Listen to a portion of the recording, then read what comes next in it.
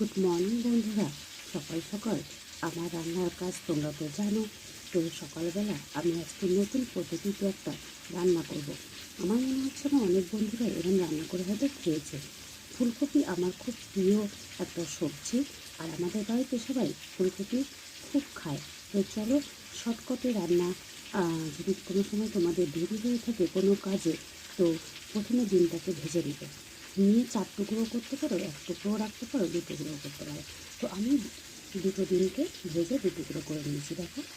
আর এর সাথে ফুলকপি আরও ভালো করে ভাজতে হবে। ফুলকপিটা যত ভাজবে তত কিন্তু তোমার টেস্টটা ফিরে আসবে। এইরকম ঠিক এরকম ভাজা ভাজা করবে। তো আমি একবারে জায়গা করে নিয়েছি, আর হালকা বেশি মশলা জিরে, গোলমরিচ আর ধনের গুঁড়ো, কাঁচা লঙ্কাও দিতে পারে, লঙ্কাও দিতে পারে, আর সাথে একটু গরম মশলা দিলেও চলবে, না দিলেও চলবে। তো যখন ভাজা ভাজা হয়ে যাবে এবার মশলাটা দিয়ে জলটা ঢেলে দেবে, দিয়ে মাখা মাখা যখন হবে ডিম দুটো, ভাজা ডিম দুটো এর উপরে দিয়ে দিয়ে এক সাইডে নামিয়ে নাও। দেখো কেমন টেস্ট ঝোলায় তরকারিটা। তো ভিডিওটা ভালো লেগে থাকলে লাইক এবং শেয়ার করে দিও।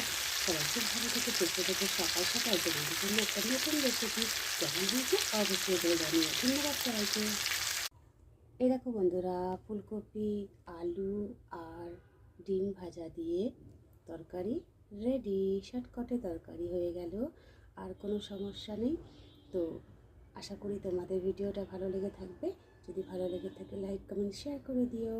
আর যদি তোমরা করতে চাও যেভাবে বলেছি করে দেখো বন্ধুরা, কেমন টেস্ট হয়, হেবি সুন্দর খেতে লাগবে। তো চলো পরের ভিডিও নিয়ে আবার আসবো। সবাই খুব ভালো থেকো, সুস্থ থেকো, এটাই কামনা করি।